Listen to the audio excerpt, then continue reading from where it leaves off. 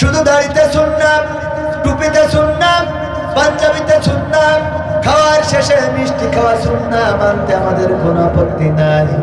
এমনকি বিয়ে করা সুন্নাত মানতে আপত্তি নাই, মিসওয়াক করা সুন্নাত মানতে আপত্তি নাই, তারাবির সুন্নাত নামাজ পড়তে আপত্তি নাই। কিন্তু আল্লাহর রাসূল 27টি যুদ্ধ করেছেন, নিজ হাতে তরবারি নিয়ে নিজের দান মুবারক শহীদ হয়েছে। তায়েফের রাস্তায় রক্ত ঝরেছে, উহুদের ময়দান রক্তে রঞ্জিত হয়েছে। আল্লাহর রাসূল সাল্লাল্লাহু আলাইহি ওয়াসাল্লাম নিজের জন্মভূমি মাতৃভূমি মক্কায় টিকতে পারেন নাই, হিজরত করে মদিনায় আসতে হয়েছে। এই শক্ত শক্ত সুন্নাতগুলো মানতে রাজি নেই এমন আল্লাহর ওলি সাতক্ষীরায় একটাও নেই। এনে আছে, সাতক্ষীরায় আছে, এই সদরেই আছে, এই মাহফিলে আছে। কারা কারা হাত তোলেন?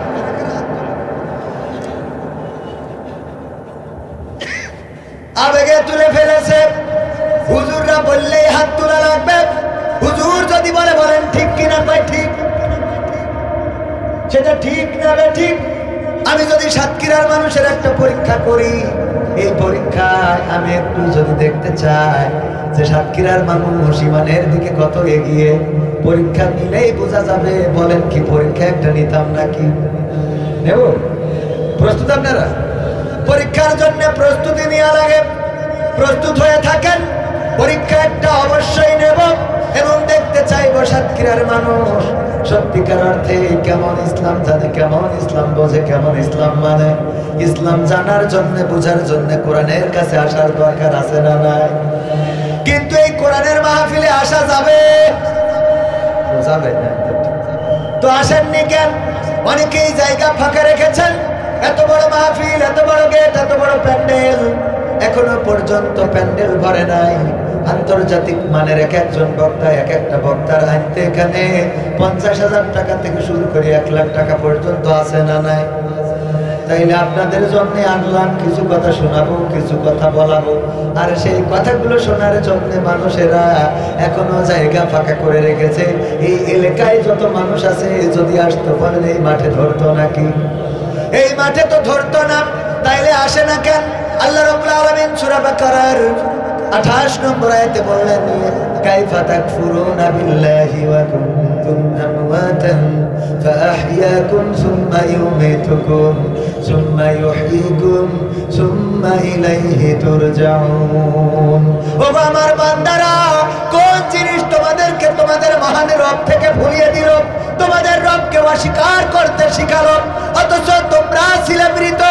তোমাদের কোনো জীবন ছিল না, তোমাদের কোনো আকার ছিল না, তোমাদের কোনো আকৃতি ছিল না, এই পৃথিবীতে তোমাদের কোনো অস্তিত্ব ছিল না। আমরা 1900 সাল জীবনে দেখি নাই, 2000 সাল পেয়েছি, আবার 2100 সাল আমাদের জীবনে আসবে। 1900 সাল দেখি নাই, 2006 সাল অনেকেই দেখেছেন। আবার এখানে অনেক অল্প বয়সী আছেন যারা 2000 সালটাও দেখেন নাই। আবার যারা 1900 দেখেন নাই, দেখলেন 2000, সামনে 2100 সাল আসবে। বলেন দেখার মতো কেউ বেঁচে থাকবেন নাকি এখানে? একজন কি থাকবে? আল্লাহ যদি 2-1জনকে রাখেন, তাও এমন অবস্থায় থাকবে ও নেটওয়ার্কের বাইরে টাওয়ার পাবে না। কথা বলেন, ঠিক মতো টাওয়ার পাবে না। যদি বলেন চাচা যাও ওখানে, কবে পয়সা রাখবেন, মানে নেটওয়ার্ক চলে যাবে। ঠিক বললাম না? ঠিক বললাম। কারণ এখনো 25 সাল, এখনো 75 বছর যদি কেউ বাঁচে, তাইলে সেই 2100 সাল দেখবে। ওগো আমার ভাইয়েরা, 2100 সাল আসার আগে কবির বিন সামান চলে যাবে, ভাইজান চলে যাবে, আমার শ্রদ্ধাভাজন ভাইজান আব্দুল হান্নান ওমর সাহেব চলে যাবেন। এই পৃথিবী ছেড়ে চলে যেতে হবে, অন্ধকার কবরে পাড়ি জমাতে হবে। আল্লাহ এই জন্য যেন একটু আক্ষেপের সুরে বললেন, ওগো আমার বান্দারা, কোন জিনিস তোমাদেরকে সেই রব থেকে ভুলিয়ে দিল? তোমাদের এই জমিনে কোনো অস্তিত্ব ছিল না, আকার ছিল না, আকৃতি ছিল না, তোমাদের এই জমিনে কোনো বিচরণ ছিল না। আমি আল্লাহ তোমাদের সৃষ্টি করলাম, আকার দিলাম, আকৃতি দিলাম। আবার একদিন আমি তোমাদের মৃত্যু ঘটাবো, আবার একদিন আমি তোমাদের পুনরুজ্জীবিত করব। বেলা শেষে ফিরে আসা লাগবে আমার কাছে। আমার কাছে যখন আসবা, তখন আমি কি করব? ইকরা কিতাবাকা কাফা বিনাফসিকা আল-ইয়াওমা আলাইকা হাসিবা। তোমার পড়তে দেব তোমার আমলনামার কিতাব। তুমি কি করেছো দুনিয়ার পরে, কোন কাজ করেছো, কোন কাজ করো নাই, সব সব তোমার এই কিতাবে রেকর্ড থাকবে। এই কিতাব যখন হাতে ধরিয়ে দেবে, পৃষ্ঠা উল্টাবেন, আর প্রতিটা পৃষ্ঠায় পৃষ্ঠায় অন্যায় অপরাধ আছে না নাই? আমি কত বড় পাপী পৃথিবীর কেউ না জানলেও জানেন কে? আমি প্রায়ই বলি, আমার মা যদি আমার অপরাধ জেনে যেতেন, তাইলে আমার মা ভাত রান্না করে খাওয়াতো না। বলতো, এমন কুলাঙ্গার সন্তান তো আমি পেটে ধরি নাই, বেরিয়ে যাও বাড়ি থেকে, তোমারে খাইতে দেব না। এমন অপরাধ আছে, যদি বাবা জেনে যেত, বাড়ি থেকে ঘাড় ধাক্কা দিয়ে বের করে দিত। এমন সন্তান খবরদার আমার জমিনে, আমার বাড়িতে ঢুকবি না। আমার বন্ধুরা যদি জেনে যেত, বন্ধুরা বলতো, দোস্ত তুমি এত খারাপ, তুমি এত নষ্ট, এটা তো জানতাম না। আমার স্ত্রী যদি জেনে যেত, আমার সাথে ঘর কন্যা করতো না। আমার সন্তানেরা যদি জেনে যেত, আমাকে আব্বা বলে ডাকতো না। এমনকি যদি আপনারা জেনে যেতেন, এই স্টেজে বসে আমাকে কথা বলতে দিতেন না। এমন নষ্ট হুজুর, এমন গুনাহ, এমন পাপ। আর এই কবির বিন সামাদ আমাদের সামনে আঙুল নাচিয়ে কথা বলে। আমার গুনার যদি দুর্গন্ধ থাকতো, আমার ওমর ভাই চেয়ারটা সরিয়ে নিতেন, ভাইজান চেয়ারটা সরিয়ে নিত। আরে এমন গুনাহ হুজুর করেছে, দুর্গন্ধের জ্বালায় বাঁচা যায় না। কত গুনাহ করলাম, পৃথিবীর কেউ জানে না, জানেন আল্লাহ। পরকালের ময়দানে যেদিন আমলের খাতাটা ধরিয়ে দেবে, আল্লাহ কি বলবো, কি বলবো, কি জবাব দেবো, এই চিন্তায় তো পেরেশান। যেই গুণের খবর মা জানলে ভাত রান্না করে খাওয়াতো না, স্ত্রী জানলে সংসার করতো না, সন্তান জানলে আব্বা বলে ডাকতো না, এমন গুণের খবর জানেন আল্লাহ। আজকে যদি মারা যায়, কাল কি নিয়ে দাঁড়াবো আল্লাহর দরবারে? কি আমল আছে রে? ফজরের নামাজ কয়জনের আদায় হয়েছে? আদায় করলেও কয়জন জামাতে পড়লাম? সকালবেলা কোরআনটা পড়ে কয়জন দিনের শুরুটা করেছেন? কয়টা ভালো কাজ করেছেন আজকে এই দিনের মধ্যে? রাত্রে ঘুমানোর সময় কি একটু আত্মসমালোচনা করেন? আহারে আল্লাহ, তুমি একটা দিন দিলা, খাইলাম, পড়লাম, এত কিছু খাওয়াইলাম, এই বাড়িতে আইলাম, কত কি খাওয়াইলো, ইলিশ মাছ, ট্যাংরা মাছ, শোল মাছ, বোয়াল মাছ, তরকারি, গোশত, কত আদর, কত আপ্যায়ন, কত যত্ন, এত কিছু যে ফিজিকে লিখলা আল্লাহ, তোমার তো শুকরিয়া আদায় করলাম না। আল্লাহ ওই দিন কিতাব ধরাই দেবে, যেই কিতাবে কোনো কাজ এড়াবে না, সব লেখা থাকবে। কবির বিন সামাদ কোন রাতে কোথায় কি করেছে, কোন দিনে কোথায় কি করেছে, সব লেখা থাকবে। ওই পরকালের ময়দানে হিসাব গ্রহণ করার জন্য আমরাই যথেষ্ট হয়ে যাব। ওগো সাতক্ষীরাবাসী, ওগো ভাদুরিয়াবাসী, বাড়ুখালীবাসী, আজকের এই মাহফিল, কোরআনের মাহফিল প্রতি বছর হয়। কত বছর? 25তম। প্রথম বছর যারা এসেছিল অনেকেই আজকে কবর দেশের বাসিন্দা। ওরা ওখান থেকে যদি ওয়াজ শুনতেও পায়, তবে এই মাহফিলে এসে বসার সৌভাগ্য তাদের আর হবে না। আর আল্লাহ যদি না শোনায়, শুনতেও পাবে না। এই বছর যারা এসেছেন, আগামী বছর কার জানাজা কবে হয়ে যাবে, আমার আপনার ডানে বামে সামনে পিছনে যারা আছে, কেউ কারো খবর পাবো না। বলেন ঠিক কিনা? ও তোমার গোনা দিন ফুরাইয়া যাবে, গোনা দিন ফুরাইয়া যাবে, যৌবনে লাগবে ভাটি। ওই যে দেখো ডাকিতেছে তোমায় কবরের মাটি, ওই যে দেখো ডাকিতেছে তোমায় কবরের মাটি। সন্ধ্যার আগে যেদিন ডুবিবে বেলা, এক পলকে ভেঙে যাবে তোমার রঙেরই মেলা। সন্ধ্যার আগে যেদিন ডুবিবে বেলা, এক পলকে ভেঙে যাবে তোমার রঙেরই মেলা। কারে দিবা তুমি জোরে ধমক, কারে দিবা তুমি জোরে ধমক, কার মাথায় ভাঙবা লাঠি। ওই যে দেখো ডাকিতেছে তোমায় কবরের মাটি, ওই যে দেখো ডাকিতেছে তোমায় কবরের মাটি। খবর পেয়ে আসবে আত্মীয় স্বজন, তোমার তোমারই চার পাশে বৈশা তারা করিবে ক্রন্দ, খবর পেয়ে আসবে আত্মীয় স্বজন,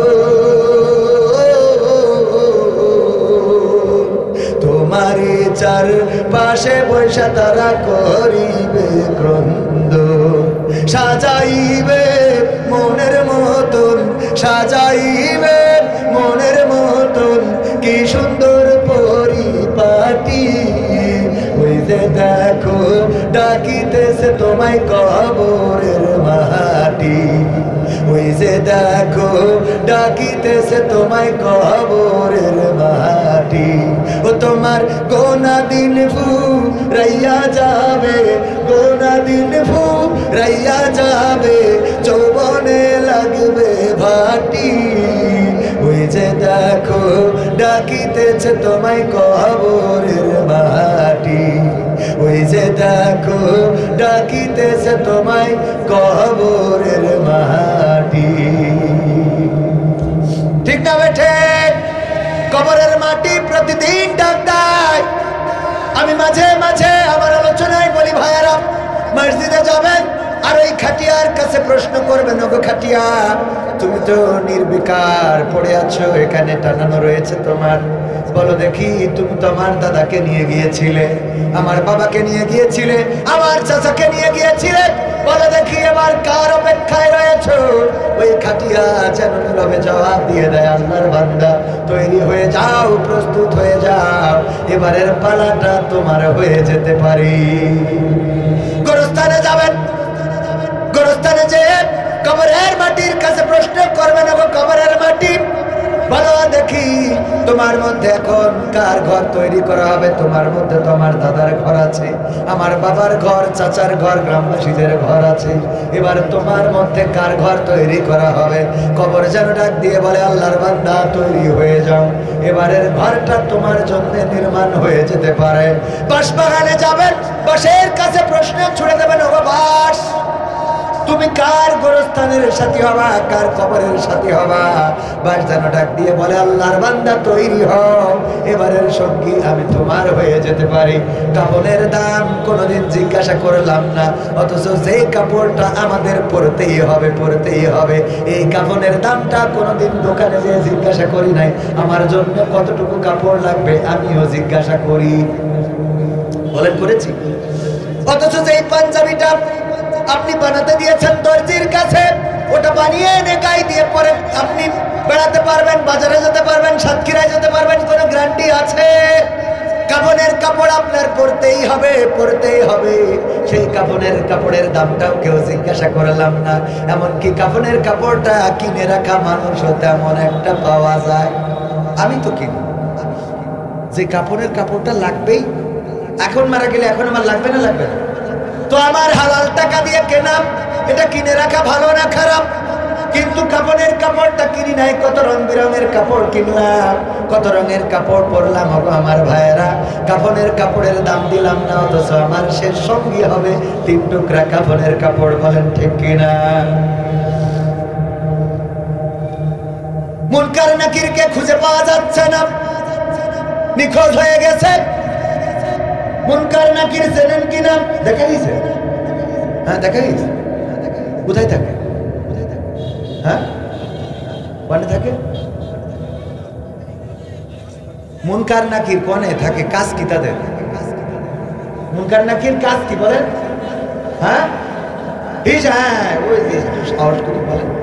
মুনকার নাকির হিসাব নাই। কবরে যাওয়ার পরে আল্লাহ রাসূলের হাদিস দ্বারা প্রমাণিত, জিজ্ঞাসা করবেন মান রব্বুকা ওয়া মান দীনুকা ওয়া মান নাবিয়ুকা, তোমার রব কে, তোমার দিন কি, তোমার নবী কে? এই প্রশ্ন করবেন মুনকার নাকির। সেই মুনকার নাকিরকে খুঁজে পাওয়া যাচ্ছে না। আল্লাহ রাব্বুল আলামিন একটা তদন্ত কমিটি গঠন করলেন, ফেরেশতা সেট করে দিলেন, যাও দুনিয়ার পরে খুঁজে বেড়াও, কোথায় আছে খুঁজে দেখো, খুঁজে দেখো পাওয়া যায় কিনা। খুঁজতে খুঁজতে খুঁজতে খুঁজতে তারা পেয়ে গেল আব্দুল কাদের জিলানী রাহমাতুল্লাহ আলাইহির কবরের মধ্যে মুনকার নাকিরকে হাত এরকম পিছনে দিয়ে মুড়াতে বাইধে রেখে দিয়েছে। এইটা দেখার পরে ফেরেশতারা চলে গেল আল্লাহর কাছে, যেয়ে বলল, আল্লাহ তোমার মুনকার নাকিরকে পাওয়া গেছে? আছে তো। আব্দুল কাদের জিলানী নামক একজনের কবরে বাধা রয়েছে। আল্লাহ বললেন শোনো নাই কেন বাধা রয়েছে? না শুনি নাই, যাও শুনে এসো। কেন বাধা? আর বাধার অপর এই কোন অপরাধে বেঁধে রেখেছে, আর কি করলে ছেড়ে দেবে এটা জিজ্ঞাসা করবা। ফেরেশতারা এসে বলল, ও আব্দুল কাদের জিলানী মুনকার নাকিরকে কেন বেঁধে রেখেছো? কয় বেঁধে রেখেছি এই জন্য যে সে এই কবরে আসার পরে আমাকে সালাম বলে নাই, সালাম না দিয়ে কবরে ঢুকেছে, এই জন্য বেঁধে রেখেছি। তখন ফেরেশতারা বলল, কি করলে ছেড়ে দিবা? কোনো ছাড়াছাড়ি হবে না, না ছাড়লে তো হবে না। আল্লাহ বড্ড বিপদে পড়ে গেছে। এখন মুনকার নাকির না থাকার কারণে কত লাশ চারিদিকে কবরে কবরে, এদেরকে মুনকার নাকির প্রশ্ন করবে, কিন্তু এখানে বেঁধে রাখার কারণে ওই কবরগুলোতে প্রশ্ন করা হচ্ছে না। কি করলে ছেড়ে দিবেন একটু বলেন, শর্ত কি? বলল, আল্লাহর কাছে যাও, যে বলো ছেড়ে দিতে পারি। যদি এই বাগদাদে যত কবর আছে কবরগুলোকে যদি মাফ করে দিতে পারে, কবরের আযাবগুলো যদি ক্ষমা করে দেয়, তাইলে ছেড়ে দেব। ফেরেশতারা চলে গেল, যে বলল আল্লাহ আব্দুল কাদের জিলানী বেঁধে রেখেছে। ফেরেশতারা ঢুকে সালাম বলে নাই, আব্দুল কাদের জিলানীকে সালাম দেয় নাই, এই কারণে বেঁধে রেখেছে। কি করলে ছেড়ে দেবে? আব্দুল কাদের জিলানী জানালো, যদি এই বাগদাদে বা এই ইরাকে যত কবর আছে সব কবরগুলো যদি ক্ষমা করে দিতে পারেন, তবেই তাদেরকে ছেড়ে দেবে। আল্লাহ রাব্বুল আলামিন ডাক দিয়ে বললেন, ওগো আব্দুল কাদের জিলানী, তুমি তো শুধুমাত্র বাগদাদের মানুষের ক্ষমা চেয়েছো, তুমি তো ইরাকের মানুষের ক্ষমা চেয়েছো। আজকে আমি যে বিপদে পড়ে গেছি, তুমি যদি চাইতে গোটা দুনিয়ার মানুষ যারা মারা গেছে আর আগামীতে যারা মরবে তাদের সব ক্ষমা করে দিতে হবে, আমি আল্লাহ সবাইকে ক্ষমা করে দিতাম। তুমি যেহেতু বাগদাদ ইরাকের মানুষের ক্ষমা চেয়েছো, সকল কবরকে আমি আল্লাহ ক্ষমা করে দিলাম। বলেন সুবহানাল্লাহ। পরীক্ষা নিতে চাইলাম, মনে আছে না নাই? মনে আছে? এই পরীক্ষা, ওগো আমার ভাইয়েরা, সুবহানাল্লাহ বলেছেন কতজন? হাত উঁচু করেন, নারায়ে তাকবীর। হাত টানটানা করেন, সুবহানাল্লাহ বলেছেন যারা, আল্লাহ সাক্ষী, সুবহানাল্লাহ বলেছেন যারা। আমার ক্যামেরাম্যানরা দেখছে, হাত টানা করেন একেবারে শক্ত করে। সুবহানাল্লাহ বলেছেন, এবার হাত নামান। নাউযুবিল্লাহ বলেছেন কারা কারা? সাতক্ষীরা ইসলামের উর্বর ভূমি, স্টেজে একজন আর সামনে এই মাত্র কয়েকজন। পাঁচটা বললাম পরীক্ষা নেব, দেখবো কারা পাশ করে। আব্দুল কাদের জিলানী আল্লাহর বিপদে ফেলে দেবে, এই ক্ষমতা আছে নাকি? আপনাদের ওয়াজ শুনাইলাম, এটা বুঝাই গেছে। পড়া ফেল করেছেন, এবার বাড়িতে চিন্তা করে দেখবেন। ইমান, আপনাদের ইমান নষ্ট করতে তো বেশি কিছু লাগে না, এরকম একটা ওয়াজ করলি বেশি কিছু লাগে। আব্দুল কাদের জিলানীর কবরে চোর মধ্যে দড়ি পাইল ওখানে, এটু তো একটা মাথার মধ্যে একটা চিন্তা করা, যে ফেরেশতাদের যে বাঁধবে তাতে একটা দড়ির তো দরকার আছে। তা দড়ি কি কবরে আবার উঠে এসে নিয়ে তো আবার সেই শুয়েছে? যাদের এতটুকু কমন সেন্স নাই, তারা ইমান বাঁচাবেন কি করে? আমি বলবো, এখন থেকে যখন ওয়াজ শুনবেন, আল্লাহ রাব্বুল আলামিন পবিত্র কালামে হাকিমে বলে দিয়েছেন, ওয়াইযা কুরিয়াল কুরআনু ফাসতামিউ লাহু ওয়া আনসিতু লাআল্লাকুম তুরহামুন। যখন তোমাদের সামনে কোরআন পড়া হবে, তখন তোমরা চুপ থাকবে এবং হৃদয়ের কান দিয়ে শুনবে, যাতে করে তোমাদের উপরে আল্লাহর রহমত বর্ষণ হতে পারে। ওগো আমার ভাইয়েরা, চুপ থেকে যদি হৃদয়ের কান দিয়ে কোরআনের খাদেম যারা ওয়াজ করে শোনায় যদি শুনতেন, এখানে যারা হাত তুলেছেন, আমার বিশ্বাস অন্তত এই হাত তুলে আজকে ফেল করতেন। আমি তো হুজুর মানুষ, বেশি বুঝি নে, তাও আপনাদের এতগুলো লোক ফেল করলেন। আর শয়তান তো অনেক বড় ট্যালেন্ট, এর মতো ট্যালেন্টের কাছে মার খেয়ে যাবেন, একদম কোনো মন্তর লাগবে না। কথা কয় না? আব্দুল কাদের জিলানীর কাছে একবার শয়তান গিয়েছে, যাওয়ার পরে বলছে, আসসালামু আলাইকুম ইয়া আব্দুল কাদের জিলানী। কয় আমারে এত নাম ধরে বড় করে সালাম দিল কে তুমি? কয় আমি জিব্রাইল। কোথা থেকে এসেছো? আসমান থেকে। কেন এসেছো? আল্লাহ পাঠিয়েছেন। কেন পাঠিয়েছেন? ওগো আব্দুল কাদের জিলানী, আপনার ইবাদতের পরে আল্লাহ এতটাই সন্তুষ্ট হয়েছেন যে আমি জিব্রাইলকে পাঠিয়ে দিয়ে জানিয়ে দিয়েছেন যে আপনি আল্লাহর কাছে অনেক উপরে চলে গিয়েছেন। আল্লাহ রাব্বুল আলামিন এই সুসংবাদ দেওয়ার জন্য আমি জিব্রাইলকে আপনার কাছে পাঠিয়েছে। জিব্রাইল এই কথা শুনে আব্দুল কাদের জিলানী রহমাতুল্লাহ আলাইহি বগল বাজাইছে না, বাজায় নাই। আমাদের এখনকার পীররা যদি এরকম শয়তানিসি বলে যে আব্দুল কাদের জিলানী না কোনো পীর সাহেব, ও তো বলবে কালকে জিব্রাইল আসিল, ও তো একেবারে ওলিয়া উলিয়া ছাড়াই চলে যাবে, শেখ হাসিনার উপরে উঠে যাবে। ঠিক না বেঠে? আব্দুল কাদের জিলানী বলল, আমারে ভূগোল বুঝাইতে আইসো না, আমারে ভূগোল বুঝাবা না, কারণ আমারও পৃথিবীর জ্ঞান কিছু আছে। আল্লাহর নবী যেদিন পৃথিবী থেকে বিদায় নিয়েছেন, বিশ্ব নবী মুহাম্মদ সাল্লাল্লাহু আলাইহি ওয়াসাল্লাম, ওই দিন ফেরেশতা জিবরাইল চলে গেছে আর এই জমিনে কিয়ামত পর্যন্ত আসবে। কেমনে আইলা তুমি? কই আল্লাহ খুশি হয়ে পাঠাইস, কই আমার পূজা শেষ, তুই যে শয়তান। কথা কয় না। শুধু এই না, আরেকটা শয়তান চিনার ঘটনা বলি। আমরা হজে যাই পাথর ছুড়ি, কয় জায়গায় ওখানে এখন একটা শয়তান বানিয়ে রেখেছি আমরা যে ছুড়ি। যাই হোক, আমি বড় হজ করিনি তো, বড় হজে এইবার যাবো, আল্লাহ যদি কবুল করে। নিবন্ধন করা শেষ, দোয়া করে যেন হজ করি যে টাকা পায়, কিন্তু হজ না করলে তো উপরে গেলে পাঠান টাকা। এই জন্য কিছুটা আল্লাহ যেন আল্লাহর কাজেও একটু থাকতে দেয়। এটা মাদ্রাসাও করেছি, ওয়াজ করি করি ওখানে লাগাচ্ছি, মনে করি ছোট মানুষ তো বেশি ভালো কিছু ভালো। যাই হোক ভাইয়ের আমার, শয়তান রে পাথর ছুড়ি কেন? ইসমাইল আলাইহিস সালাম মিনাতে যখন পৌঁছে গেলেন, এর আগে হাজেরার ধোঁকা দিল। হাজেরা যখন বুঝে ফেললো এটা শয়তান, ইসমাইল আলাইহিস সালাম ছোট বাচ্চা শিশু, এই বাচ্চা শিশুরে শয়তান কয়, ওরে কোথায় যাও? কয় আমার আব্বা বেড়াইতে নিয়ে যায়। কয় তোমার আব্বা তো বেড়াইতে নিয়ে যায় না, কোথায় নিয়ে যায়? তোমার আব্বা তোমারে কুরবানি করতে নিয়ে যায়। কয় আব্বা কোনোদিন কি পারে সন্তানের গলায় ছুরি চালাইতে? কয় চালাবে না। তুমি কি মনে করো? কারণ তোমার আব্বার আদেশ করেছে তার রব। আদেশ করেছে কিনা? ইব্রাহিম আলাইহিস সালাম, ইসমাইল আলাইহিস সালাম বললেন, আমি বুঝতে পেরেছি, আমার মায়ের কাছে শুনেছি একজন শয়তান আছে, সে ধোঁকা দেয়। তুমি সেই শয়তান। আমার পিতা যদি তার রবের হুকুম মতো আমারে জবাই করতে চায়, আমি একবার নয়, দুইবার নয়, 10 বার নয়, আল্লাহ যদি বারবার আমার জীবন দেন, বারবার আল্লাহর জন্য কুরবানি হইতে আমার কোনো আপত্তি নাই বলে পাথর ছুঁড়ে মেরেছিল। দেখেন, ইসমাইল আলাইহিস সালাম কোনো ভার্সিটিতে পড়ে নাই, কোনো কলেজে পড়ে নাই, কোনো হাফেজিয়া মাদ্রাসায় পড়ে নাই, কোনো স্কুলের ছাত্র নয়, তার কোনো মাস্টার ছিল না। এমনকি ইসমাইল আলাইহিস সালাম এমন কোন সমাজে বাস করতেন না যে সমাজে মানুষেরা আছে। ইসমাইলকে সামাজিকতা শিখিয়েছেন, বরং এমন একটা মরুর প্রান্তরে ছিলেন যেখানে কোনো ঘর নাই, বাড়ি নাই, পানি নাই, খাদ্য নাই, খাবার নাই, গাছ নাই, পালা নাই, ঘর নাই, সংসার নাই।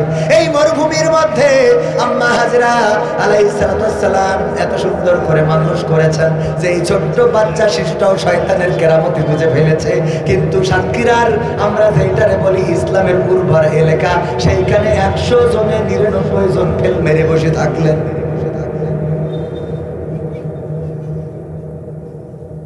সমাধান খুঁজে খুঁজে ক্লান্ত হয়েছ যারা, সমাধান যদি পেতে চাও, সব পথ গিয়ে ভুলে কোরআন দেখো খুলে। সমাধান যদি নিতে চাও, সমাধান খুঁজে খুঁজে ক্লান্ত হয়েছ যারা, সমাধান যদি পেতে চাও, সব পথ গিয়ে ভুলে কোরআন দেখো খুলে।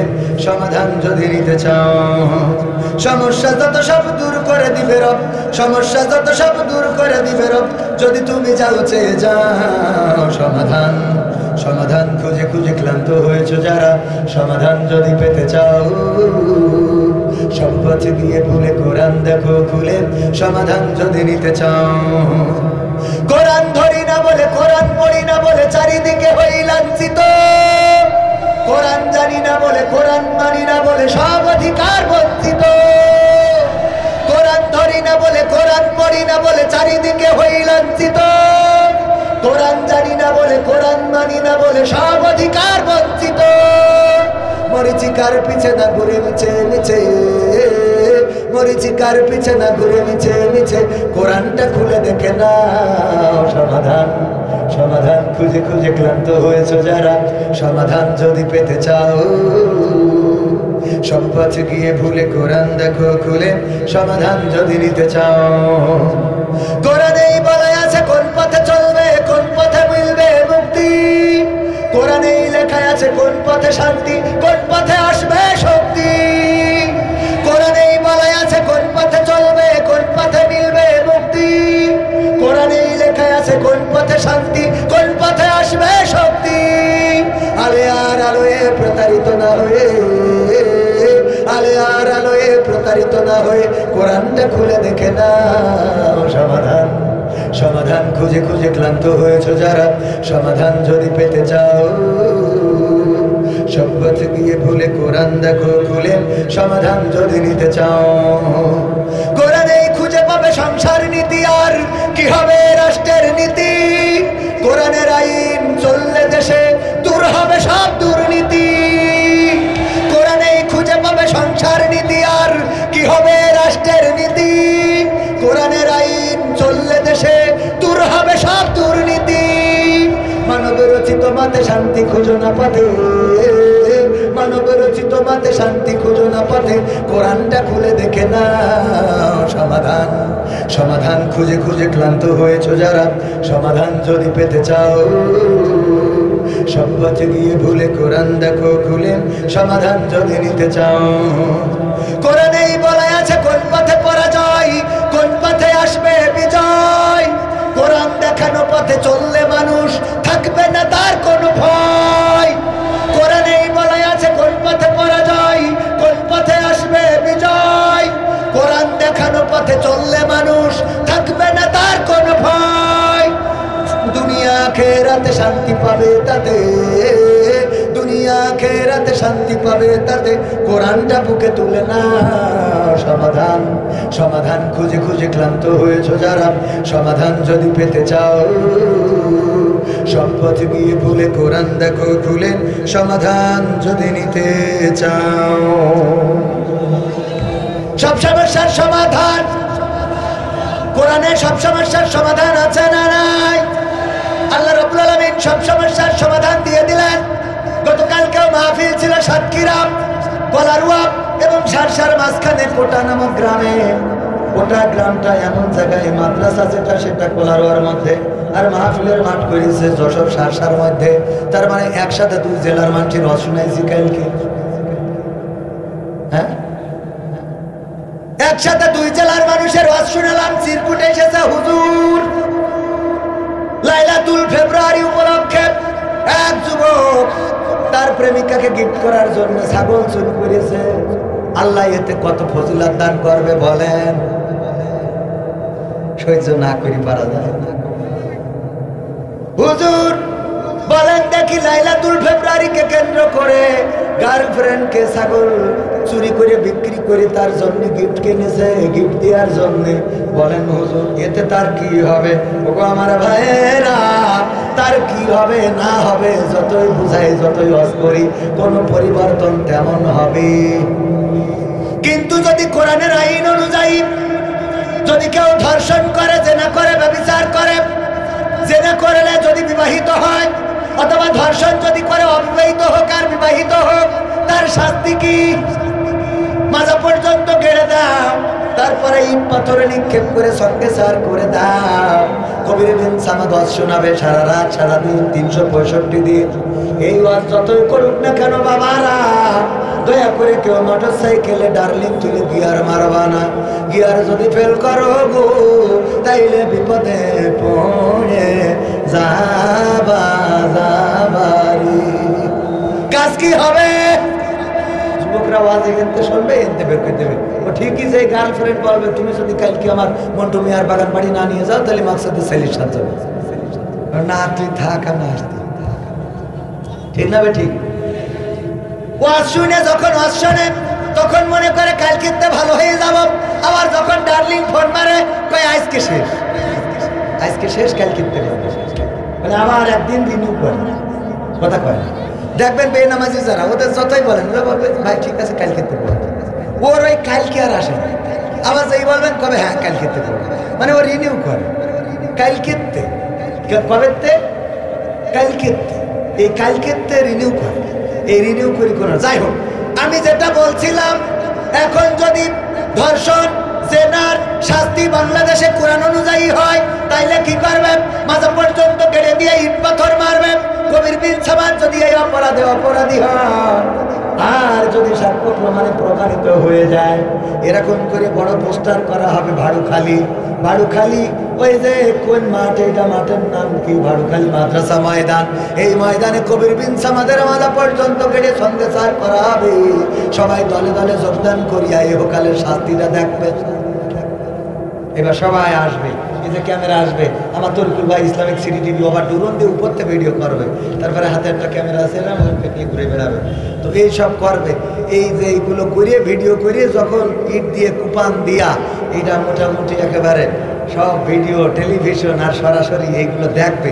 বলেন তো আগামীকালকে জেনা নিয়ে, ধর্ষণ নিয়ে, লাইলাতুল ফেব্রুয়ারি নিয়ে কোনো হুজুরি লস করা লাগবে? ওরা নিজের থেকে হবে যে আমি ভালো হয়ে গেছি, ঠিক না বেটে? তোর নাম কি? কয় মাসুদ। ওবায়দুল কাদের তো বলতো মাসুদ ভালো হয়ে যা। ও বলা লাগবে না, ও এমনি বলবে আমি ভালো হয়েছি, ঠিক না বেটে?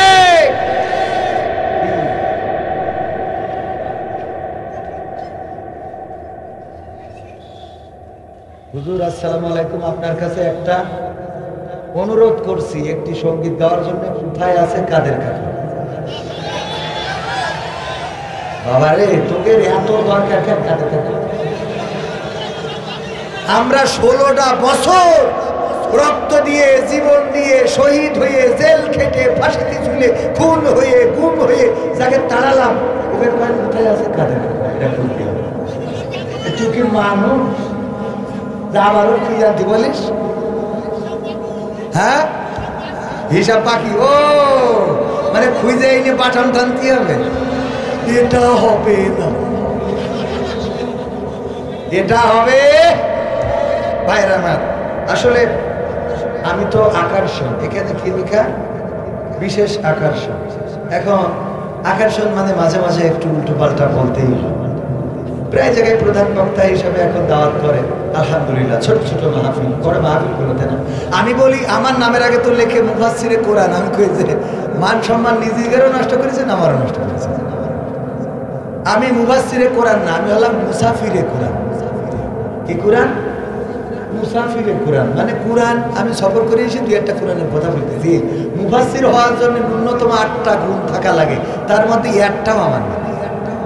মুফাসসির লিখে বুঝতে হবে। আমি হলাম ওই সেই একজন চা বেচতো, চার দোকানদার। ওর না দোকানদার নাম হইলো আলহাজের চার দোকান। আমাদের এক বক্তা কি ছিল, যে বলছে চেহারা দেখি বলছে তুমি তো হজ করা লোক না, হ্যাঁ তুমি আলহাজ, এই দোকান কার? তা বলছে আমার। তা বলছে তোমার দোকান আলহাজের চার দোকান কোনটা? কয় এইটাই।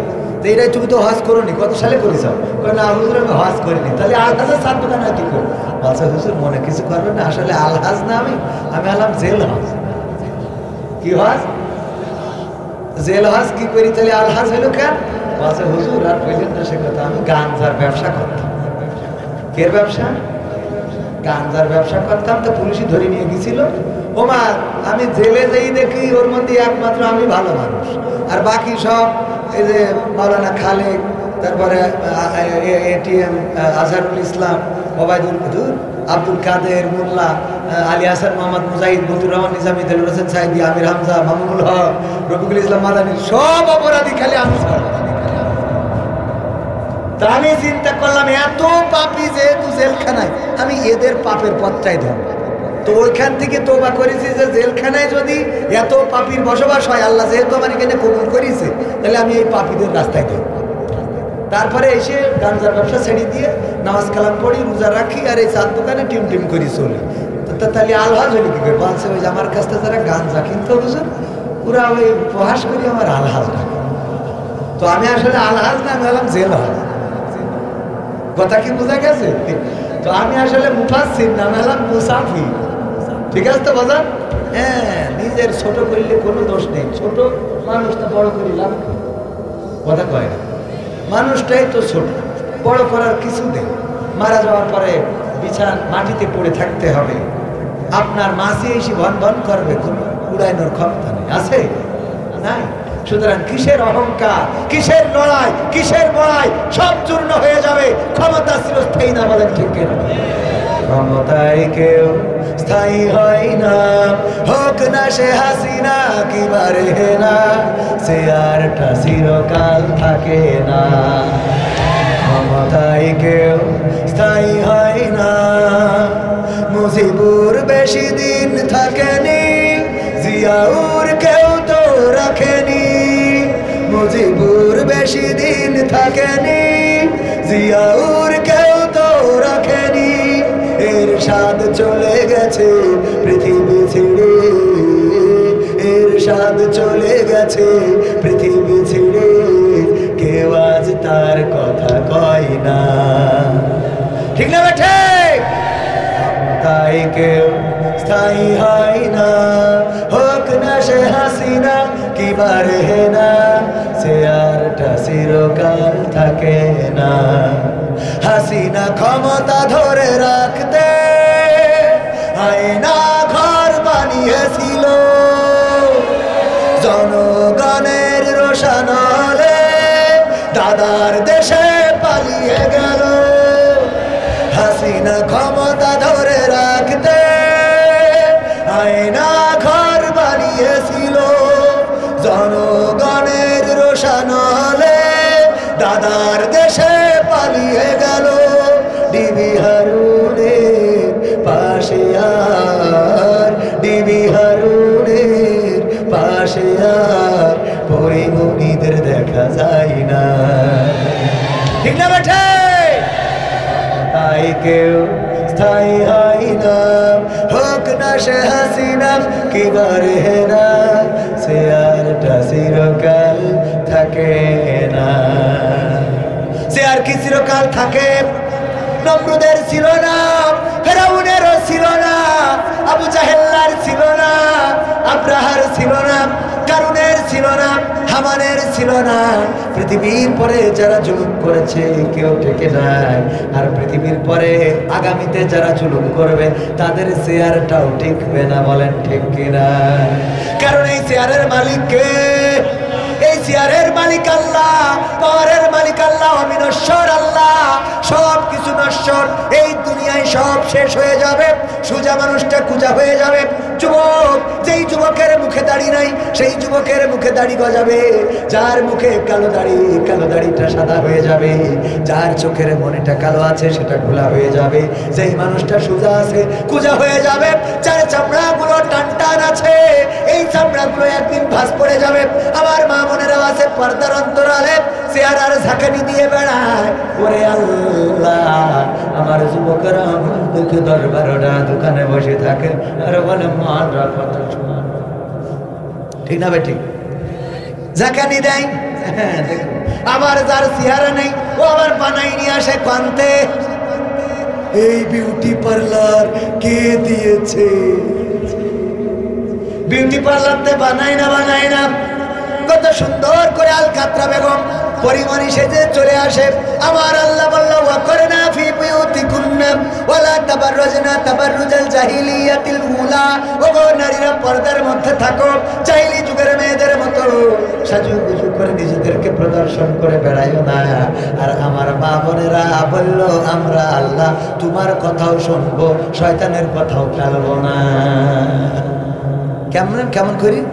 আগে সাজুগুজু করে, মেকআপ মারে, ব্রু পেন দেয়, লিপস্টিক মারে, আবার এমনি তার কাটার বড়াজ বেড়া দেয়, চিকন করি আবার কালো। এইগুলো দিয়ে তারপরে উনি বুরখা লাগাই পার্কে যায়, মন্টু মিয়ার বাগান বাড়ি যায়, রিসোর্টে যায়, ওই যে বাম্বু ক্যাফেতে বাঁশ খাতি যায়, ওখানে যেয়ে আবার খুলে দেয়, বলে দেখো কেমন লাগে আজকে। আছে না নাই? আবার আসার সময় বুরকা পরে আসে, গ্রামের লোক মনে করে তাপসী রাবিয়া একটা ঢুকলো আর বেরোলো, মাঝখানে যাবো জাহান্নামের টিকিট কনফার্ম করিয়ে তা জানে না, কথা কয় না। আছে না নাই? আছে মানে কি? একজন বিয়ে করার পরে বিউটি পার্লার সাতক্ষীরার মালিকের যে বলছে যে এই নেন আইফোন 16 প্রো ম্যাক্স। আইফোন বলছে আমাজনে নিয়ে আসেন কেন? বলছে আমার বোর কালকে সাজাই দিয়েছিল না, আমি খুশি হয়েই দিলাম। তাই বলি আইফোন 16 প্রো ম্যাক্স এ তো 2 লাখ টাকার উপরে, কয় অসুবিধা কি, বল তো 10টা না 5টা না একটা। কয় আল্লাহ এরম স্বামীর আরো 3টে বিয়ে হবে।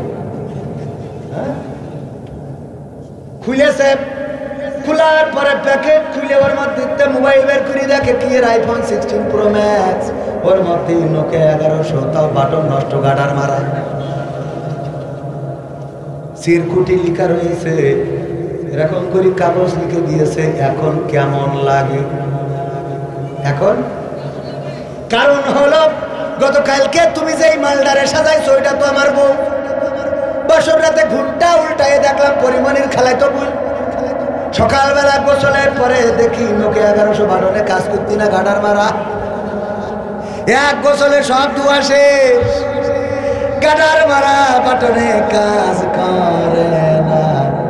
এরপরে এইবার উনি গান গাওয়া শুরু করেছে, আমি পারি না আর পারি না, আমি কেন মরি না, আজরাইল কি চিনে না আমারে গো, আমি পারি না আর পারি না। হয়তো 2 দিন আগে মরবো, পরে মরলে কি ক্ষতি, না হয়তো 2 দিন পরে মরবো, আগে মরলে কি ক্ষতি। ওরে এই দুনিয়ার রং তামাশা বুঝলাম না গো একরতি, ও আমার ঘরের রমণী সে যে কাল নাগিনী, সাতক্ষীরার বিউটি পার্লার আমার বাজাইছে 12টায়, আমি পারি না আর পারি না। ঠিক না বেঠে? এই গান গাওয়া ছাড়া কি কোনো উপায় আছে? যদি সংসারে বনিবনা না হয়, স্ত্রী যদি বলে আমার সাথে তুমি এমন আচরণ করো কেন, তাহলে বলতে হবে তোমার কোনো দোষ নেই, আমারই তো দোষ, আমারই তো ভুল। ঠিক না বেঠে? তোর কোনো দোষ নেই, আমার ভুল। কারণ তোর মেকআপ দেখিলাম কিন্তু পাবলিক তাকায় দেখিলাম না যে টাওয়ার আছে কি, কথা কয় না। উপর দেখার সময় একটু পার দিকেও দেখবে, যদি উপরে ঝলমাল করে পায়ে যদি দেখেন যে নেটওয়ার্কের টাওয়ার পাচ্ছে না, তাহলে বলতে নেই কোনো ঝামেলা আছে, মনে থাকবে। আর কত শিখবো, যুবকেরা শোনা আমার হুজুর, পরিমণি যদি শর্ত দেয় আপনি তাকে বিয়ে করলে সে দিনের পথে চলে আসবে, তাহলে কি আপনি বিয়ে করবেন? এরা আর খুঁজে পায়নি কিছু, কি কায়দা, একেবারে দিনই প্রশ্ন। কি প্রশ্ন? দিনই প্রশ্ন, যে হুজুর পরিমণি যদি শর্ত দেয় আপনি তাকে বিয়ে করলে সে দিনের পথে চলে আসবে, তাহলে আপনি কি তাকে বিয়ে করবেন? এইটা কি হুজুর কাছে দেওয়ার প্রশ্ন? আর এই প্রশ্ন দিয়ে আমি এখন যদি সঠিক কথা বলি তো আমার বাড়ি ঝটপট বেরিয়ে যাবে। হ্যাঁ, এই উত্তর দেওয়াই যাবে না। কি আবার কি, এরা খালি সিরকুট দেওয়ার পরে আছে দেখছি। ও আমার ভাইয়েরা, একাধিক বিয়েতে কোনো অপরাধ নেই, আছে? একাধিক বিয়েতে কোনো অপরাধ আছে? বরং একাধিক বিয়ে করা উত্তম, যদি আপনি সেটা সহযোগিতার নিয়তে অসহায় মানুষের একটা সহায় হয়ে যান, এটা করাও ভালো। কিন্তু আমি বাদে, কারণ ভিডিও হচ্ছে, অন্তত এখানে আমি বাদে বলে দিলাম, কিন্তু আপনারা করতে পারবেন। কারণ কি? কারণ এই সমাজে বিধবা অনেক বেড়ে গেছে, ডিভোর্স অনেক বেড়ে গেছে। অসহায় নারীরা তারা নিজেদের খোরাক যেমন তেমন জৈবিক চাহিদা পূরণের জন্য অনেক সময় অন্যায় পথে পা বাড়ায়। তাদের অন্যায় পথ থেকে ফেরানোর জন্যে, ভালো রাখার জন্যে যদি আপনি একাধিক বিয়ে করেন কোনো অসুবিধা নাই। বরং আল্লাহ শুরুই করেছেন 2 দিয়ে, বলেছেন তোমরা বিয়ে করো 2, 3 অথবা 4। যদি মনে করো ইনসাফ করতে পারবা না, তাহলে তোমরা একটাই সন্তুষ্ট থেকে। শুরু করেছে কয় দিয়ে? 2 দিয়ে। যে 2 দিয়ে শুরু কর, অসুবিধা নেই, 2টা বিয়ে করলে কোনো। কিন্তু আমাদের মা বোনেদের অবস্থা হলো যে আপনি যদি বিয়ে একটা করেন, ওর দুঃখ হলো আপনার যখন পছন্দ হয়েছে আপনি অন্য একদিন মন্টু মিয়ার বাগান বাড়িতে ঘুরে আসতেন, কিন্তু বিয়ে করলে কি দেখে মানে অপরাধ করেন, অসুবিধে নেই। অপরাধ করে জাহান্নামে যান, অসুবিধে নেই। ওর বিয়ে করলেন কেন? কথা কয়। যদি তোর স্বামী ওর নিয়ে মন্টু মিয়ার বাগান বাড়ি যায়, আর যদি নেটওয়ার্ক ফেল করে, তাহলে তো তোর স্বামীর জন্য জাহান্নাম তো পরের কথা, ও দুনিয়ার শাস্তি তৈল মাজা পর্যন্ত বেড়িতে কুপান্তে পাঠিয়ে দিতে হবে। তাহলে তুই এহকাল পরকালে বিধবা হয়ে গেল, কথা কয় না? কারণ এহকালে স্বামী মরে গেল আর পরকালে তোমার স্বামী জাহান্নামে, তুমি এখন জান্নাতে একা একা পায়রা খেয়ে বেড়াও। তা তার থেকে ভালো যে বিয়ে হোক, কথা কয় কোন যে ঠিক। হ্যাঁ ভয় পাচ্ছে ওটা, আপনার কি ভিডিও আসছে যে আমি ভয় পাচ্ছে? আমি না ভিডিওর ভয়তে এই কথা বলছি। কেমন লাগে বলেন যে ঠিক? এদিকে আসেন, এদিকে আসেন। একাধিক বিয়ে করা ভালো কাজ, বলেন ঠিক? হ্যাঁ ঠিক আছে, এবার বাড়ি যান তারপরে যা হয়। আমি হুজুর ঠিক বলিছে, ওর বেঠিক বললি তো। যাই হোক ভাইরা আমার, দিনের পথে আসবেন শর্ত দিয়ে। পরিমণি অন্তত আমারে বিয়ে করতে চাবে না, ও টেনশন করি লাভ নেই। হ্যাঁ, অত বড় ভাগ্য না, অত বড় দুর্ভাগ্য আমার হয়নি। আমি কোন লাইনই বলবো, মানে লাইন খুঁজতে পারছি। এই এমন এক সিপার মধ্যে ফেলাই দিয়েছে যে ওই যে সেই ট্রাক একটা আসছিল রাস্তা দিয়ে যাওয়ার সময়, গেছে খালি ট্রাক, দুই পাশে পুকুর, দুই পাশে কি পুকুর। যখন গেছে তখন তো খালি টেনশন হয়নি, আসার সময় যখন লোড দিয়া গাছের গুড়ি অথবা ধান আসতে যাই, হেল্পার বলতেছে ভালো করে দেখ দুই পাশে কিন্তু পুকুর, যদি কোনো কিছু হয় অ্যাক্সিডেন্ট। বলছে উস্তাদ ডানি ডানি ডানি, যেই ডানি দিচ্ছে ডানির পুকুরি, উস্তাদ পাই পাই পাই পাই, যেই বাই দিচ্ছে বাই পুকুরের দিকে, উস্তাদ ডানি ডানি ডানি, আমার ডানি, উস্তাদ পাই পাই। এই দেখে যখন দেখছে যে না কোনো পাই না, উস্তাদ ডানি পাই ডানি পাই ডানি পাই ডানি পাই, তো ডানি ভাই এবার পুকুরের মধ্যে গেছে, ঢুকে গেলি বলছে উস্তাদ যেমনে ভালো সেমনে, যেমনে ভালো সেমনে, যেমনে ভালো সেমনে। মানে এখন তার উপায় নেই, এখন যেমনে ভালো সেমনে। তো আমার এমন প্রশ্ন করে ফেলেছে যে ডানি বলবো না বাই বলবো, এখন যেমনে ভালো সেমনে। ও যা পারে করুক, আমার অত আশা নেই। ভাইরা আমার, গণতন্ত্রের গান শুনবেন।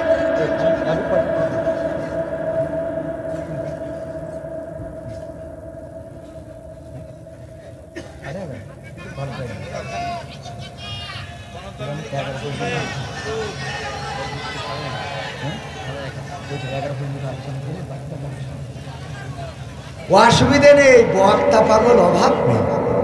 বক্তা কটা নেবেন আপনারা? কালকে আসছে আল্লামা তারেক মনোয়ার, হজরত মাওলানা মোস্তফা মাহবুবুল আলম সাহেব। দেখেন মোস্তফা মাহবুবুল আলমও প্রধান বক্তা হয় প্রায় জায়গায়, এখানে দ্বিতীয় বক্তা। তার মানে মাহফিলটা কত বড়।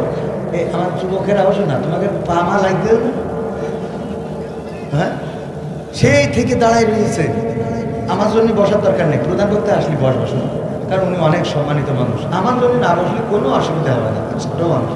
আমাদের আফসারি হুজুরের কাছে জিজ্ঞেস করতেছে, হুজুর প্রজেক্টরে কি হুজুরদের ওয়াজ দেখা যাবে? তো আছে আর ওয়াজ দেখলে কোনো অসুবিধা নাই, কিন্তু আজহারির মতো চেহারা বালা হইলে দেখা যাইত না। আজহারির মতন চেহারা বালা হইলে এর ওয়াজ মহিলারা দেখতে পাইত না, কারণ এতে চেহারা ভালো, পরপরই প্রেম চাইলে তৈরি। কিন্তু আজ চেহারা ভালো না, আরে প্রজেক্টরে মহিলারা দেখলে কোনো ক্ষতি নাই, বোঝেননি? তো আমার মতো ছোট মানুষের ওয়াজে আপনারা না বসলে কোনো ক্ষতি নাই, কিন্তু যে হুজুর আসছে তার জন্য আল্লাহ কবুল করুন, বলেন আমিন। গণতন্ত্র চিনি নাই আমি, জানি না গণতন্ত্র। এই গানটা গাওয়ার কারণে নোয়াখালীতে স্টেজতে পালাই কোনেতে আইলাম, সে টাকাও নেওয়ার কথা মন ছিল।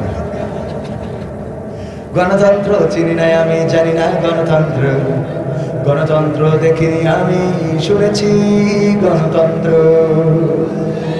শুনেছিলাম আমি বাংলাদেশে গণতান্ত্রিক রাজা, যখন যারে মনে চেয়েছে ধরে দিয়েছে সাজা। শুনেছিলাম আমি বাংলাদেশে গণতান্ত্রিক রাজা, যখন যারে মনে চেয়েছে ধরে দিয়েছে সাজা। কাউকে দিয়েছে ফাঁসির দণ্ড, রেখেছে আয়না ঘরে, কাউকে আবার লাশ বানিয়ে ভাসিয়েছে সাগরে। কাউকে দিয়েছে ফাঁসির দণ্ড, রেখেছে আয়না ঘরে, কাউকে আবার লাশ বানিয়ে ভাসিয়েছে সাগরে। করেছে এসব কিসের জোরে, ছিল কি দাদার মন্ত্র? কেমন গণতন্ত্র ছিল, কেমন গণতন্ত্র? গণতন্ত্রের আড়ালে ছিল দাদার ষড়যন্ত্র। কেমন গণতন্ত্র ছিল, কেমন গণতন্ত্র? গণতন্ত্রের আড়ালে ছিল মোদির ষড়যন্ত্র। শুনেছি আগে নির্বাচনে লাগতো টাকার নোট, দেখেছি আমরা ভোট করিতে লাগেনি কোনো ভোট। ঠিক না ঠিক? এক চাচা গিয়েছেন ভোট দেওয়ার জন্য, যে বলতেছে বাবাজি আমার নাম্বারটা একটু দেখে দাও। ভোট দেওয়ার জন্য আসলাম। বলতেছে চাচা আপনি এই কষ্ট করে আসলেন কেন? কেন আবার ভোট দিতে আসলাম? আবার জিগায় দুধু খাও, বোঝো না? আইসি ভোট দিতে। ভাই চাচা আপনার ভোট তো দিয়া হয়ে গেছে। এটা কেমন কথা বললে বাবা? ভোট দিয়া হয়ে গেল কি করিয়ে? চাচা তো বলছে চাচা আপনার তো আসতে দেরি হয়ে গেছে। আমি তো সকালেই রওনা দিলাম। সকালে রওনা দিয়েছেন কখন? বাপু ফজরের নামাজ পড়েই তো রওনা দিছি। ভাই আমরা তো সে তাহাজ্জুদ পড়ি কাম শেষ করেছি।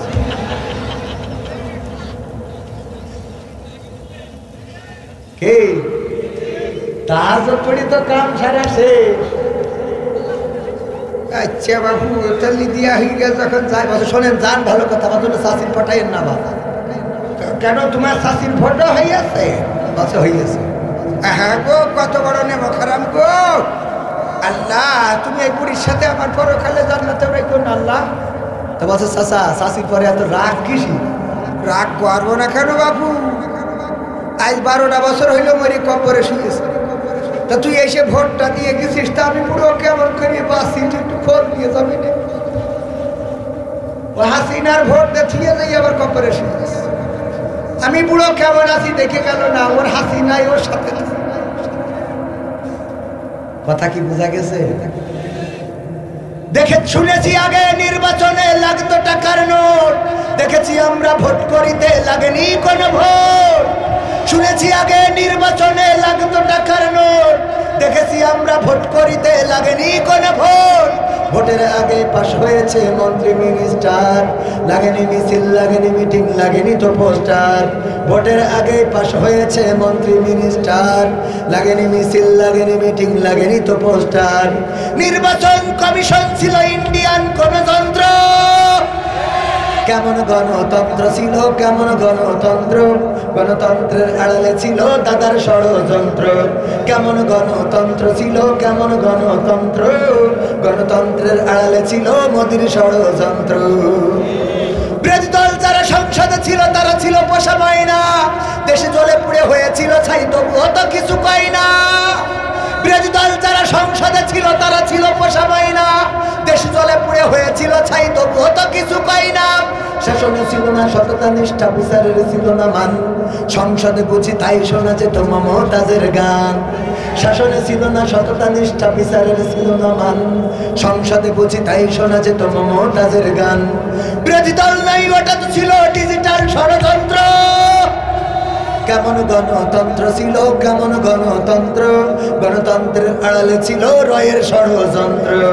কেমন গণতন্ত্র ছিল কেমন গণতন্ত্র, গণতন্ত্রের আড়ালে ছিল মোদির ষড়যন্ত্র। নায়েবে রাসূল কোরআনের পাখি বলতো মানুষ যারে, 13টি বছর সেই মানুষের রেখেছিল কারাগারে। নায়েবে রাসূল কোরআনের পাখি বলতো মানুষ যারে, 13টি বছর সেই মানুষের রেখেছিল কারাগারে। দিনের কথা বলতে গেলেই করতো গ্রেফতার, ইসলামী বই কোরআন হাদিস করতো যে উদ্ধার। ইসলামের কথা বলতে গেলেই করতো গ্রেফতার, ইসলামী বই কোরআন হাদিস করতো যে উদ্ধার। এসবে নাকি থাকতো লেখা নাশকতার মন্ত্র।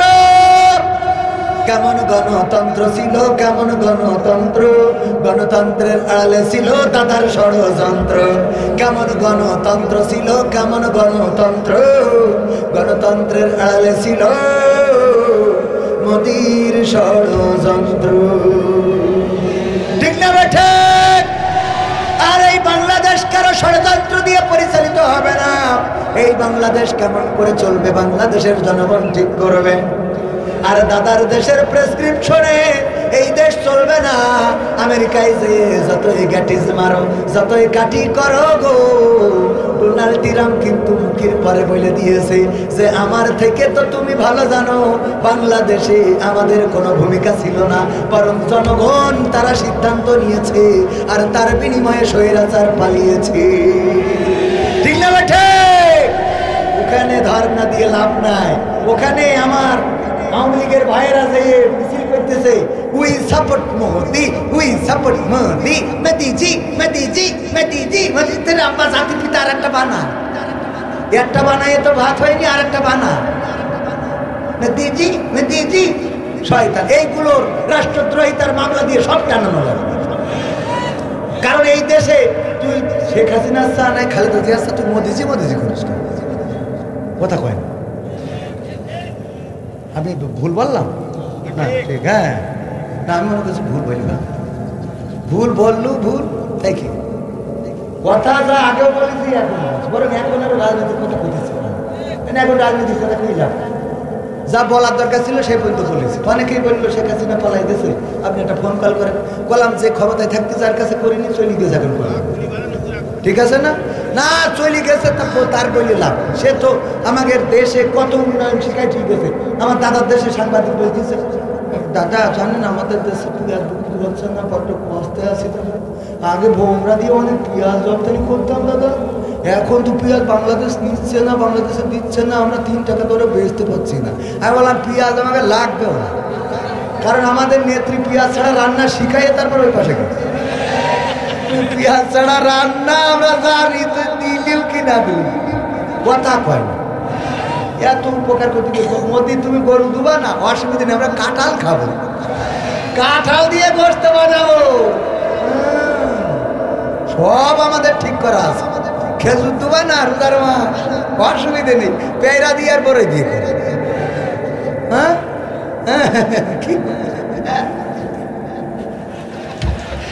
আল্লাহ, আর এই লোকটার ঢুকতে দেন না আপনারা, আসুন বোকরাতে আসলে একটু এমপিরা সব কোথায় গেল, মন্ত্রীরা সব কোথায় গেল, কোথায় কাদের কাকা, তাদের সারা দেশটা এখন লাগে ফাঁকা ফাঁকা। পালাবো না, প্রয়োজন হলে ফখরুলের বাসায় গিয়ে ঠাকুরগাঁওয়ে বাসা আছে না।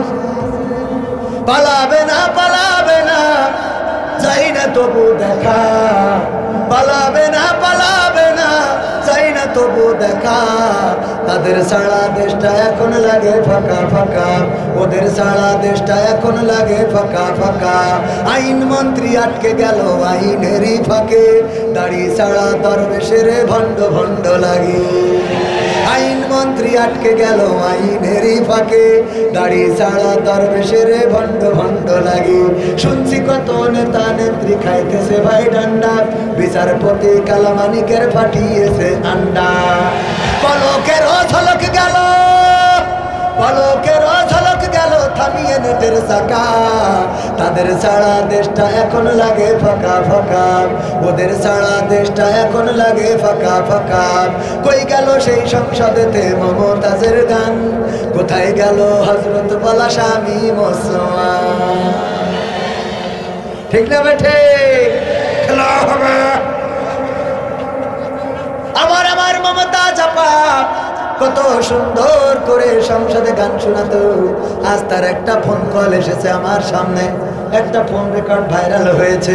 বললো যে আমরা নেতা, আমরা নেত্রীরা, আমাদের দিকে নেতারা বাঁকা চোখে তাকাতো, আমাদের শরীরে হাত দিত, সুন্দরী সুন্দরী নারীদেরকে ব্যবহার করতো। যে যত নিজেকে উজাড় করে দিতে পারতো রে, তার দাম তত বেশি ছিল।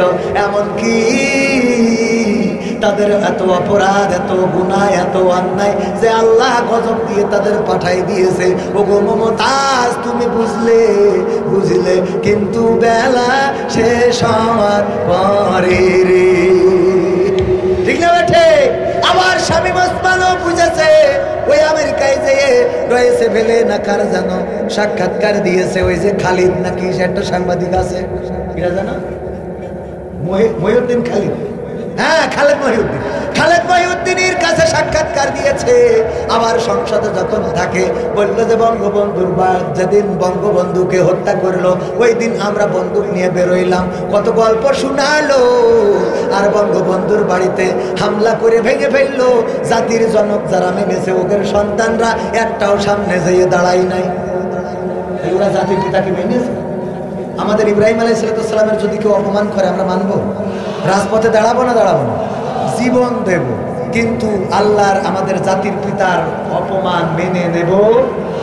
তোরা সারা জীবন জাতির জনক বলি বলে জিকির করি সুবহানাল্লাহ সুবহানাল্লাহ, হ্যাঁ মানে ওই বাদ দিয়ে ঠিক এই জিকির করিছে। এই জিকির করা লোকগুলো যদি একটু জাতির ধানমন্ডি, তাও তো আমি অন্তত শান্তি পেতাম যে এই বাড়িটা রক্ষা করেছি।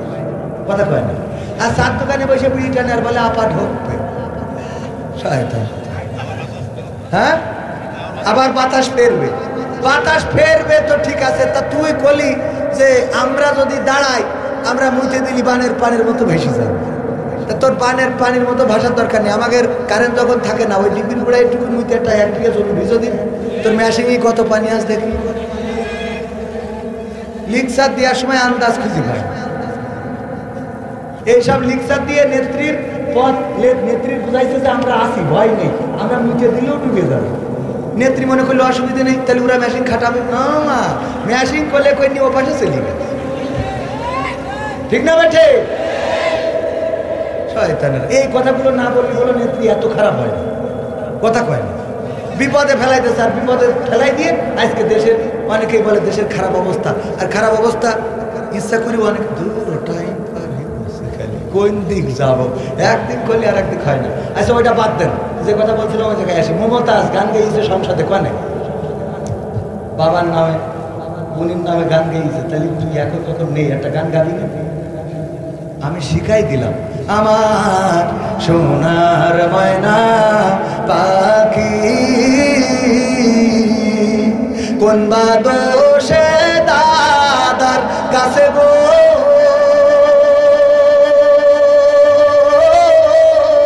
আমরা দেশে কেমনে থাকি রে আমার কলজের ময়না পাখি।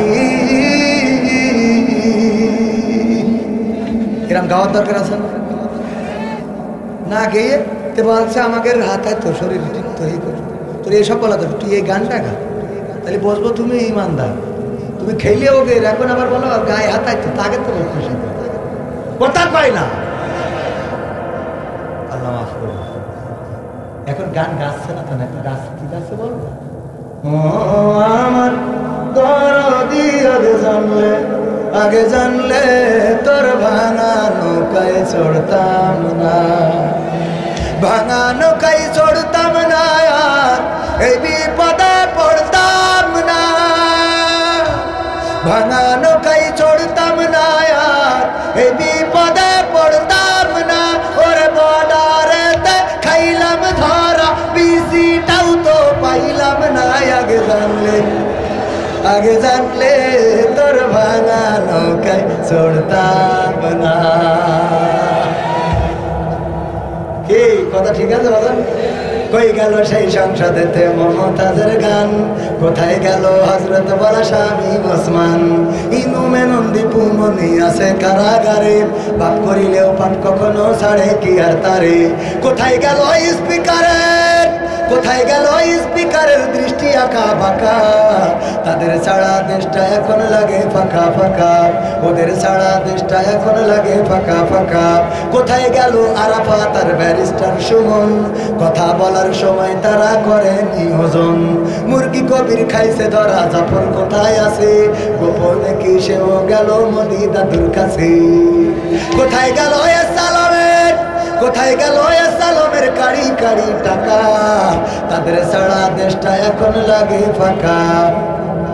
লাগে না, লাগে না, ফাঁকা ফাঁকা কেন লাগে? কারণ আমার ভাইজান একটা মোবাইল কিনে দিয়েছিল, স্ত্রী সব করেছিল যে আমার একটা মোবাইল আইফোন কিনে দেবা। উনি অনেক কষ্ট করে, নিজেরই তো আইফোন নাই, রেডমি, হ্যাঁ রেডমি ফোন কিনে দিবা, অনেক কষ্ট করে একটা রেডমি ফোন স্ত্রীর কিনে দিয়েছে।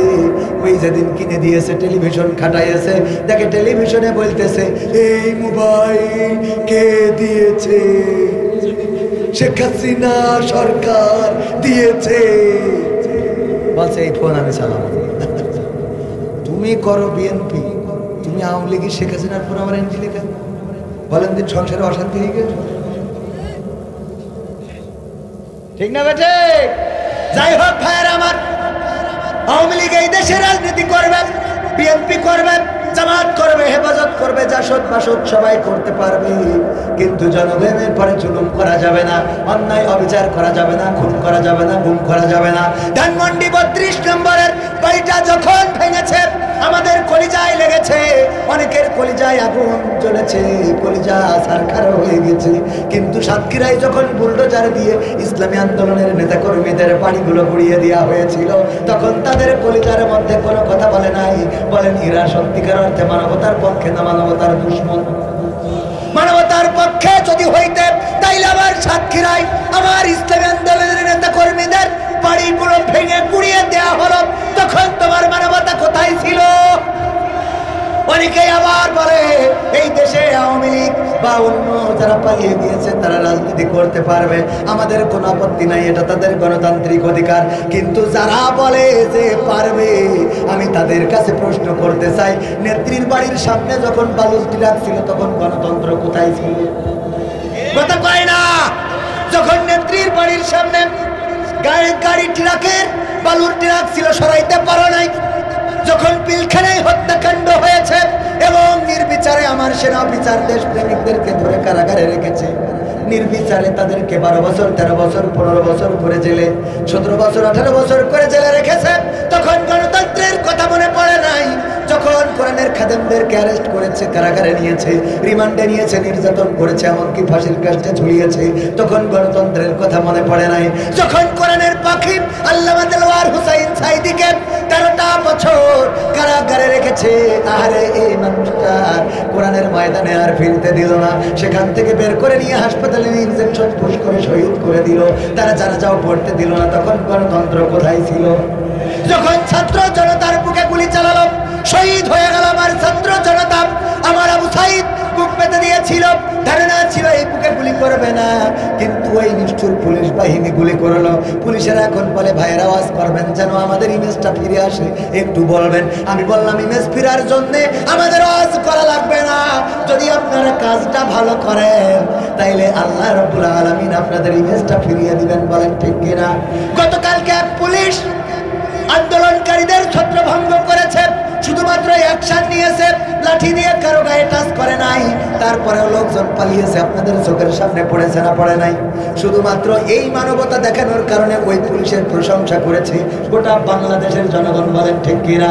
সুতরাং পুলিশের যারা চাকরি করেন তাদেরকে বলবো, আপনারা এই জনগণের গোলাপ, এই জনগণের ট্যাক্সের টাকায় আপনাদের বউয়ের লিপস্টিক হয়, এই জনগণের ভ্যাট ট্যাক্সের টাকায় আপনার মেয়ের 3 পিস হয়, এই জনগণের ভ্যাট ট্যাক্সের টাকায় আপনার সন্তানের স্কুল ড্রেস হয়, পায়ের গেটস হয়, এই জনগণের ট্যাক্সের টাকায় আপনার মায়ের ঔষধ হয়, এই জনগণের ট্যাক্স ভ্যাটের টাকায় আপনার বাবার পোশাক হয়। সুতরাং যেই জনগণের টাকায় আপনার বেতন হয়, এই জনগণের বিরুদ্ধে কোনো ভূমিকা যেন নেবেন না। জনগণের পক্ষে যদি না দাঁড়াতে পারেন, জনগণ কিন্তু আপনাদের আর আস্ত রাখবে না।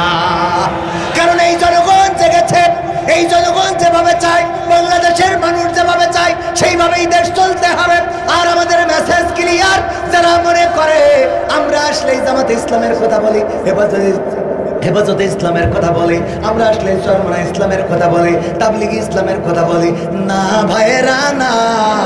যদি এই বাংলাদেশে আওয়ামী লীগ কোরআন কায়েম করে দেয়, আমরা তাদের পক্ষে আসি না নাই? সেদিন একজন বলছে তাই বলে আওয়ামী লীগ দিয়ে কায়েম করা নেবো না, বলছে ওকে তো নেবো না। যদি বিএনপি কোরআন কায়েম করে তাদের পক্ষে আসি না নাই? যদি অন্য কোন দল কোরআনের রাজ কায়েম করে দেয় তাদের পক্ষে আছে, কিন্তু বাংলাদেশ জামাতে ইসলামী যদি কোরআনের বিপক্ষে অবস্থান নেয়, সেই জামাতের পক্ষেও আমাদের পাওয়া যাবে না। ঠিক না ঠিক? যদি বাংলাদেশ জামাত ইসলামী ইসলামের বিপক্ষে কথা বলে, যদি রাষ্ট্র ক্ষমতায় যায় আর কোরআনের বিরুদ্ধে আইন পাশ করে, কোরআনের আইন দিয়ে দেশ যদি না চালায়, তাইলে জামাতের বিরুদ্ধে আন্দোলন চলবে, ওয়াজ চলবে, বক্তৃতা চলবে, মিছিল চলবে, মিটিং চলবে, হরতাল চলবে, অবরোধ চলবে। এটাই তাওহীদি জনতার সিদ্ধান্ত। আমরা আসলে জামাতের না, চরমনার না, আওয়ামী লীগের না, বিএনপির না, জাসদের না, বাসদের না। আমাদের বক্তব্য হলো ইন্না সলাতি ওয়া নুসুকি ওয়া মাহইয়ায়া ওয়া মামাতি লিল্লাহি রাব্বিল আলামিন। আমরা কারা কারা আল্লাহর হাত দেখতে চায়? নারায়ে তাকবীর, লিল্লাহি তাকবীর। সত্যি কি আল্লাহর পক্ষে আছে? আল্লাহর পাগল আপনারা? আল্লাহর পাগল? আল্লাহর পাগল যদি হন তাহলে আল্লাহর পাগল সেই পাগলের মতো হইতে হবে। লাইলি আর মজনু প্রেম করেছিল। লাইলি আর মজনু কি করেছিল? এদের একে অপরের দেখা হয় না। তো মজনু দেখতে গেল লাইলি, যেই ওর বাড়ির গেটের সামনে বসে রয়েছে। এটা শুনে লাইলি বললো বিয়ের আগে তো দেখা করা যাবে না, তো মজনুরে দুধ খাওয়া, প্রতিদিন বাড়ি থেকে গায়ে দিয়ে নিয়ে ওরা দুধ খাওয়া। তো দুধ খাওয়াই না দেখি আমি দেখলাম যে ফিরি ফিরি এক গ্লাস করে দুধ না যায় খাওয়া যায়। আমি এসে বললাম আমি লাইলির পাগল। তো আমি ওখানে বসি প্রতিদিন এক গ্লাস করে দুধ খাই। এটা দেখে আমার মাহফিল পরিচালক ও বলছে লস করি লাভ নেই। তো ও যেই বলছে আমি লাইলির পাগল, তো যেই আমার পিছনে বসেছে। আবার ভাই চিন্তা করলো দুধ যেহেতু ফিরি, বলছে আমিও পাগল। তো এই করতে করতে লাইলির 1-150 পাগল প্রতিদিন দুধ খাওয়ায়। কারণ লাইলির বান্ধবীরা বলছে যে দুধ যে পরিমাণ খাওয়াচ্ছি এ তো আর কদিন পরে বাংলাদেশের গায়ে গরু দেওয়া হবে না, অস্ট্রেলিয়াতে এই বিমানে করে আনতে হবে। কেন তা বলছে মজনু মেলাই গেছে, মেলাই গেছে। এত মজনু তো আমার দরকার নেই, আমি খালি একটা নেব, ওই একটাতে এই তো মেলা সব কয় আপনার পাগল। ভাই এর মধ্যে একটা খাঁটি আছে, তুমি খুঁজে বের করো। বান্ধবী কয় আমার এত বেরেনি ধরে না, আপনি বলেন কি দেখি করতাম। কয় শোনো আজকে গিলাস নিয়ে যাওয়া, খালি খালি গিলাস নিয়ে যাবা আর একটা ছুরি নিয়ে যাবা, নিয়ে যে বলবা লাইলির মজনু যারা, লাইলির পাগল যারা, তারা এই লাইলি বলিছে 1 গিলাস রক্ত দেওয়ার জন্য। কি দেওয়ার জন্য? গিলাস যেই ধরিছে আমার কাছে ধরিস পয়লা। আমি বললাম যে আমার ওয়াজ করতে যাইতে হবে বাবা, আমি এখন হাত কেটে হাসপাতালে থাকতে পারবো না, আমি টাকা বাইনানে রাখেছি, না গেলে এখন কাঠি খুলি দেবো। এই বলে আমি উঠে হাঁটাতেছি। ভাই ধরিছে, ভাই বলছে আমি মাহফিল পরিচালনা করতে হবে, কাল তারে কুনার আসবে, আমার দেওয়া হবে না। কুনার ধরিছে বলছে আমি মাহফিলের অতিথি। অতিথি আমাদের চাষার ধরিছে, চাষা বলছে বুড়ো বয়সে আমি যদি রক্ত দিই তাহলে আর ওই রক্ত শুনে এখানে মরে যাবো, কবর পর্যন্ত যাওয়া হবে না। তো এইভাবে সব এক এক করে কেটে গেছে, খালি বাকি আছে মেনডা। কোনটা? ওর কাছে যে গিলাস ধরিছে বলছে লাইলি তো রক্ত চাইছে, বলছে গিলাস ধরো, ভৈরি পাঠাইতেছে। বোঝা গেছে তো? তাহলে আসল মজনু চিনা গেছে তো? তো আমরা সবাই আল্লাহর পাগল না? কথা কয় না? মাঝে মাঝে রক্ত লাগলে বোঝা যায় যে পাগল আছে কি না। বলবেন যে আমার ধান কাটতে যেতে হবে, হ্যাঁ। কেউ কে আমার বউ বলিস কি, বউ বলিস যে আল্লাহ নবী বউর খুশি রাখতে হবে, তা বউ বলিস আজকে বাড়িতে বেরোবা না। তা আমি আল্লাহ নবীর হাদিস মেনে খুশি রাখার জন্য আজকে যাবো না। ওরে হাদিস আল্লাহ আছে না নাই? আপনারা কি এরাম না ওই অরিজিনালটা? আল্লাহর পাগল অরিজিনালটা, অরিজিনাল কারা কারা হাত উঁচু করেন? সব অরিজিনাল। আমি তো হাত উঁচু করি, আমিও অরিজিনাল। আমিও অরিজিনাল। রক্ত দিয়া লাগবে তো তাড়াতাড়ি। কেন গান শুনবো তা সে রক্ত দিয়ে নিল। হ্যাঁ বাবারে একটু লাইন, এই যে ওয়াজের লাইনটা তো বুঝ দিয়ে আমি আজকে বিশেষ করতে। হ্যাঁ তাহলে আল্লাহ বললো ইয়া আল্লাযিনা আমানু, 200 কেন, অন্তত 500 টাকা না দিলে হয় না? বুঝলিনা এতে রক্ত হইলে এই 200 যখন এই জিরাও থাকে, এই যখন ফেরত যাওয়ার দরকার নেই। এই হইল আসল যারা। ও ছেলে মিলে এন তো তোকে পরীক্ষা নিয়ে এক পরীক্ষায় ফেল করেছিলি, এই পরীক্ষায় ফেল করলি বলে তোরা মানে আগে তো পরীক্ষায় ফেল করি জাহান নামে যাচ্ছিলি, আর এখন ফেল করলি জাহান নামে জায়গা হবে। কোয়ানে দাম হিরাম দিলে কি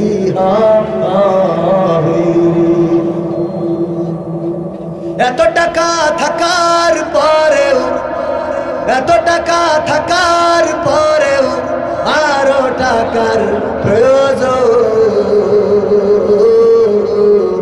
সুন্দর নারী রঙের বাড়ি তবুও ভরে না। এত টাকা থাকার পরেও, এত টাকা থাকার পরেও আরো টাকার প্রয়োজন। সুন্দর নারী রঙের বাড়ি তবুও ভরে না। ডাক দিলে রব যাইতে হবে, ডাক দিলে রব যাইতে হবে, সে কথা কি আছে স্মরণ। সুন্দর নারী রঙের বাড়ি তবুও ভরে না।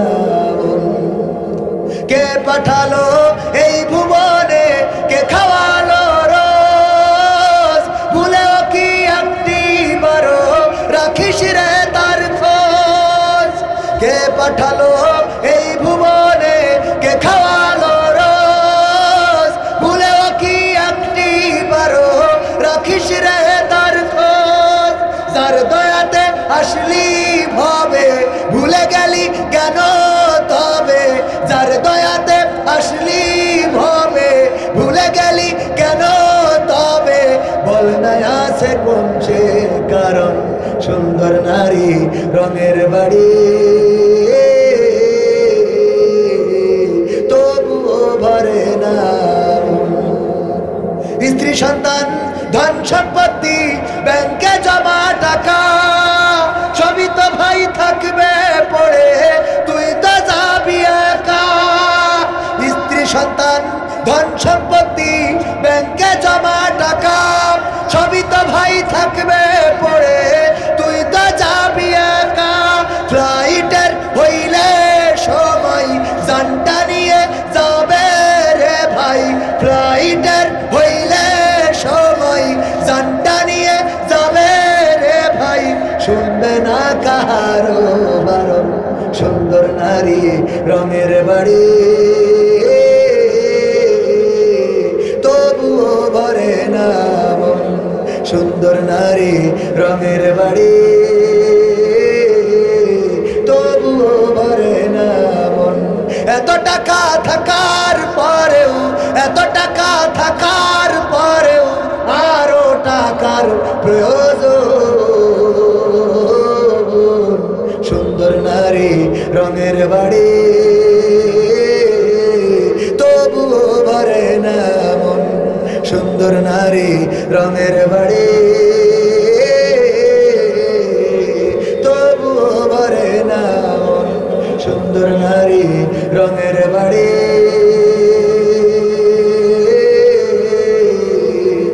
তবুও ভরে না মন।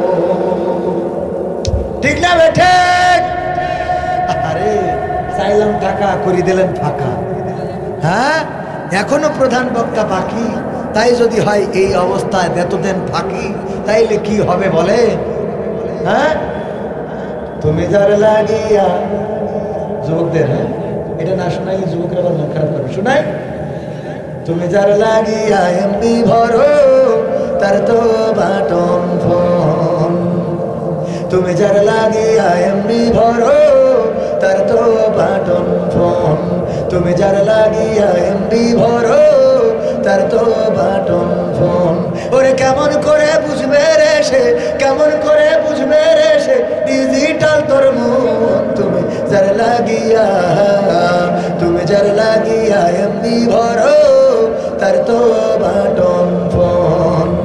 মেসেজ দিলে সিন করে না, দেয় না তো রিপ্লাই, ভিডিও কলে বলবা কথা, ক্যামেরা তার নাই রে, ক্যামেরা তার নাই। মেসেজ দিলে সিন করে না, দেয় না তো রিপ্লাই, ভিডিও কলে বলবা কথা, ক্যামেরা তার নাই রে, ক্যামেরা তার নাই। ওরে ডিজিটাল এই যুগ জামানাই, ডিজিটাল এই যুগ জামানাই, অ্যানালগ তার মন, তুমি যার লাগিয়া, তুমি যার লাগিয়া এমবি ভরো, তার তো বাটন ফোন, তুমি যার লাগিয়া এমবি ভরো, তার তো বাটন ফোন। প্রেম প্রীতি ভালোবাসা বিয়ের আগে নয়, মনের মধ্যে রাখো যুবক আল্লাহ তাআলার ভয় রে, পরকালের ভয়। প্রেম প্রীতি ভালোবাসা বিয়ের আগে নয়, মনের মধ্যে রাখো যুবক আল্লাহ তাআলার ভয় রে, পরকালের ভয়। ওরে তবেই তুমি মুক্তি পাওয়া, তবেই তুমি মুক্তি পাওয়া, তো ঝোঁকের আগুন তুমি যার লাগিয়া